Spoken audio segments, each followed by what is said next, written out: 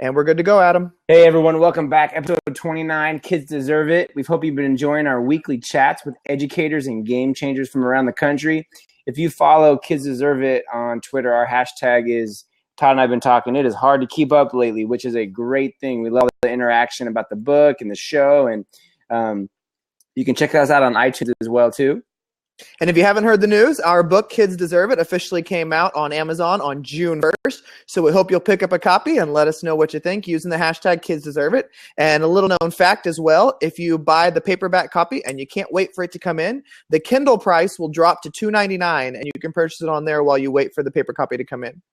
And this week we've got another great guest. But first, we want to introduce ourselves. I'm Adam Welcome, and I'm an elementary principal for one more week, and then we're transitioning to a new role.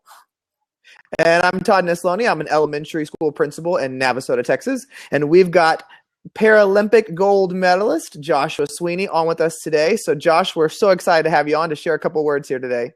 Hey, thanks. I appreciate it. Thanks for having me.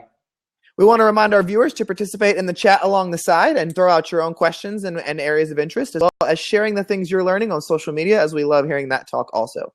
So, of course, Josh, we've got a few questions for you. So, for those who don't know who don't know about you, tell us about yourself. Yeah, so I've had kind of a crazy experience up until this point in my life, and I grew up in Phoenix, Arizona, played hockey, was into sports, graduated high school, decided to join the military. Thought it was just calling me, so I joined the Marines, went and served, ended up getting injured in Afghanistan on October 28th of 2009.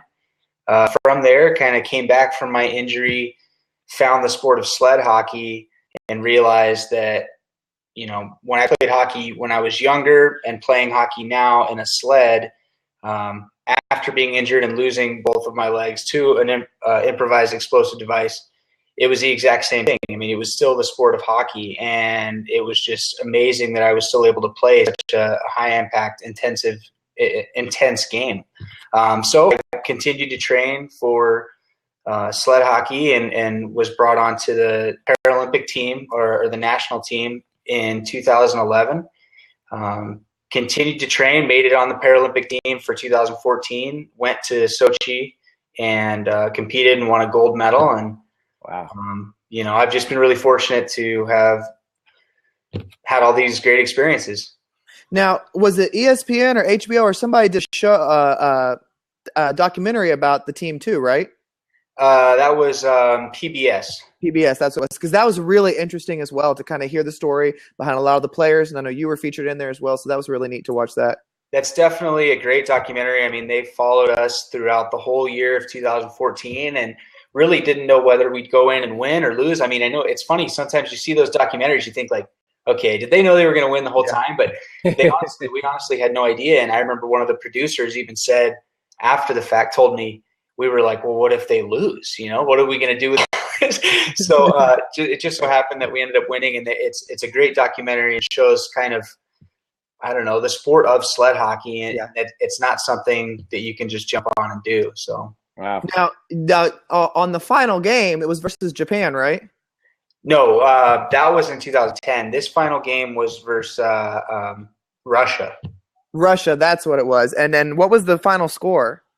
1-0.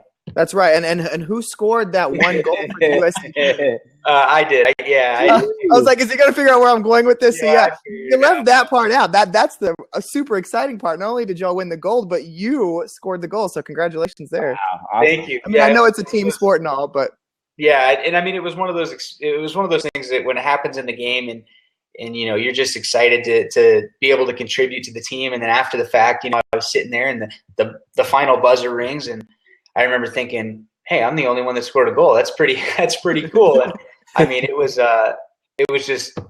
just happened to be me. I mean, any of the guys could have done it. I was just pretty excited to be the one to do it.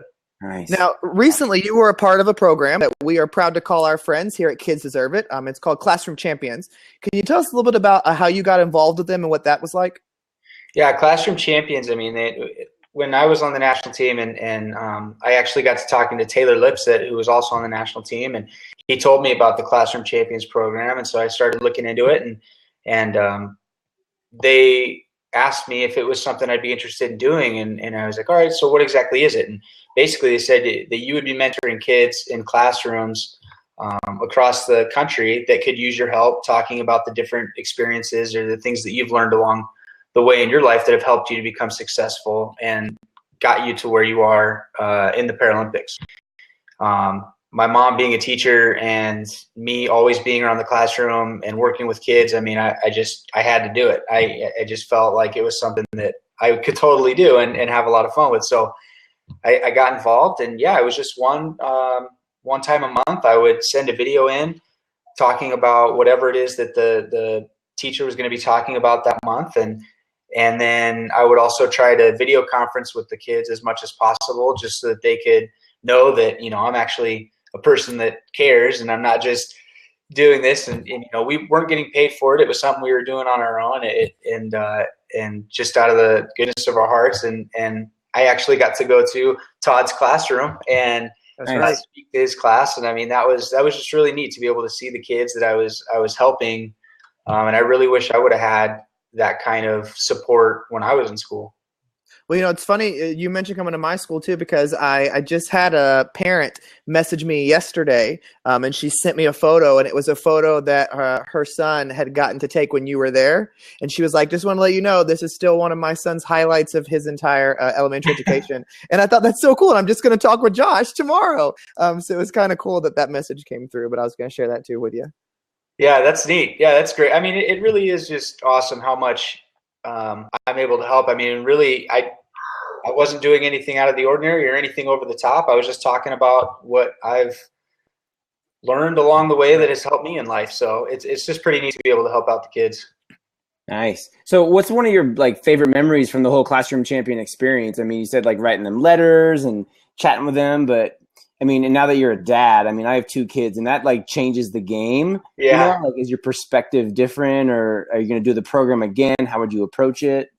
I don't know if I would approach it too much differently. I mean, you're definitely right. Having a kid, I mean, I do look at these kids differently in the way that, now it's like, hey, well, what if that was my kid? I'd want, and so you would just want to do the best that you could. And even though I was doing that before, it's just a little different. But honestly, I think my biggest thing was just coming and talking to Todd's school and having all the kids in the auditorium and being able to, just share with the whole student body what they wanted to know. I mean, I love answering questions because if I'm just talking about something and none of the kids care, that doesn't do anybody any good. So having them ask me questions and be able to help them in a way that they're going to be able to help themselves. I mean, I think that was the biggest part. And I think that's one thing that I would go back and do if I do the program again, is I would really focus more on, what give me something you want me to help you with, that is, something quick and doesn't, I'm not going to do your homework for you, but I can tell you ways that might be able to get it done quicker, so. Well, I use your visit a lot as an example on some speaking and keynotes that I do and stuff. And one of the things I remember one of the kids asking you is because, kids so oftentimes don't have a filter. And so one of the things they asked was, are you angry you don't have legs? And I still so clearly remember your response to that kid and just saying, why would I be angry about something I can't change? Because, if I was angry about that, I wouldn't be a gold medalist. I wouldn't have these opportunities. I wouldn't get to be here today. And I think that was just such a powerful statement for our kids, because the kids I teach, many of them don't even leave the area that we're in, and don't see a lot of that a lot of times, or don't see people successful in spite of their circumstances. And I just remember that so clearly that you said, and I love that. Yeah, I mean, it's true. I mean, it's just it's funny when you say it back to me, I instantly think of Star Wars. The whole anger thing with Yoda. And but it's so true. I mean, if you sit there and focus on stuff you can't change, you're just kind of spinning your wheels, and it makes more sense to just focus on the things that you can change. And most of the time, the first thing to change is your attitude and your outlook on the things that are happening to you and the ones around you. So Josh, what was school like for you growing up? I mean, I did pretty good in school. I didn't do great. I didn't really apply myself as much as I should have, which I'm sure most kids here and sounds like me. Yeah, and so I mean, it's I definitely wish I would have applied myself more and done a little better. But at the same time, I mean, I don't know where I'd be if I did do that. So it is what it is. But I honestly think if I would have had a program like Classroom Champions involved in one of my classes when I was in school, I think I probably would have looked at what I was doing a little differently. I mean, a lot of the things I've seen and even some of the videos from other athletes that I've watched to try to get an idea of what I'm trying to say to these kids to be able to help me out.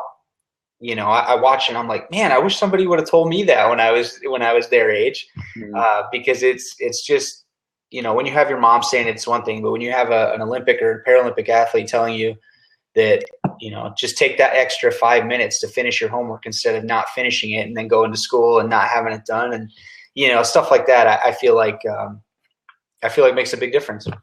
Right. So speaking of your mom, my dad was a teacher growing up, so you know, you and I are kind of in the same boat.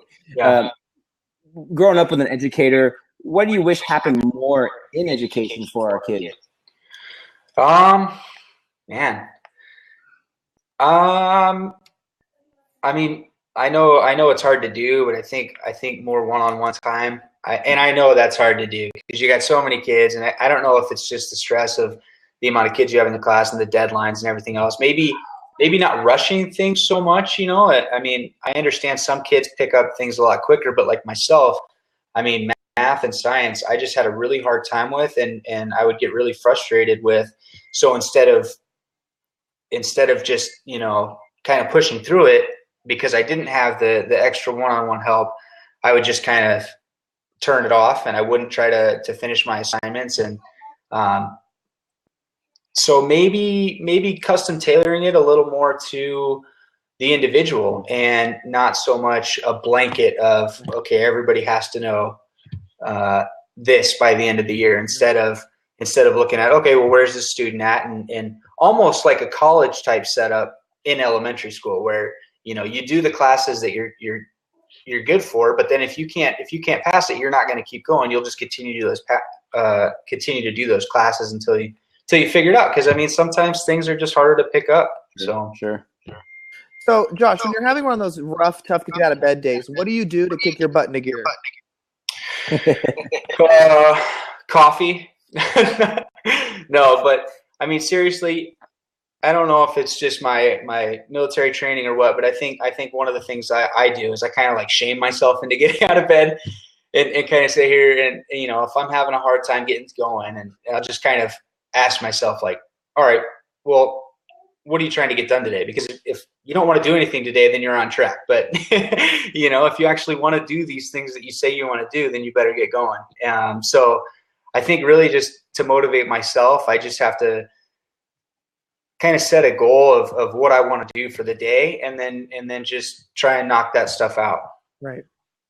So Josh, who's someone that inspires you to be better?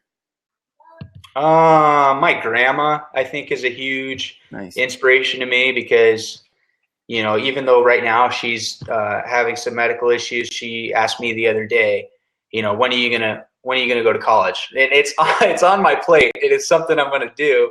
But with my son recently, I was going to already have started, but with my son and my wife working full time, I had to kind of stick around to be able to help out. And, I didn't think a full college schedule would be the right way to kick it off with a newborn. So, I think my grandma is just always there to kind of ask me why I'm not doing more. And she never has anything bad to say about anything, which I think is a huge reason why I've been able to be so successful, is because I try not to focus on the negativity. Mm-hmm.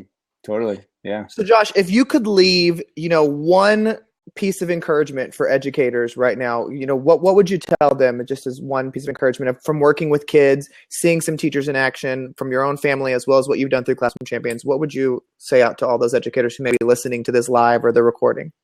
Yeah, I think the biggest thing is just that you are helping kids, even though sometimes it may feel like you're not. And you know, and I know that even with my mom, she says, you know, I have all this stuff I need to do and all this stuff I need to, you know, all these different meetings I need to finish of what, you know, this and that. And I'm like, yeah, but I mean, it's for, you know, you're helping the kids. And I guess in the end, that's all that really matters. So just keep keep doing what you're doing. And, even if the staff's not excited because you don't have all your ducks in a row, I'm sure the kids are still learning, and really that's what school's for. So Love it. Nice. Josh, thank you so much for being on the show. Thank you, everyone, for watching.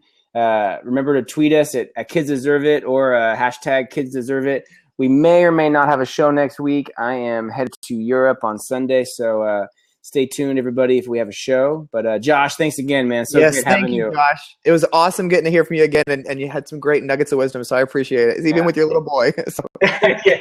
Well, thank you. I appreciate you guys having me, and I like this show. It's pretty cool. Thanks so much, Josh. We'll talk to you soon. Thanks, Josh. All Happy right. Sunday, man. Oh.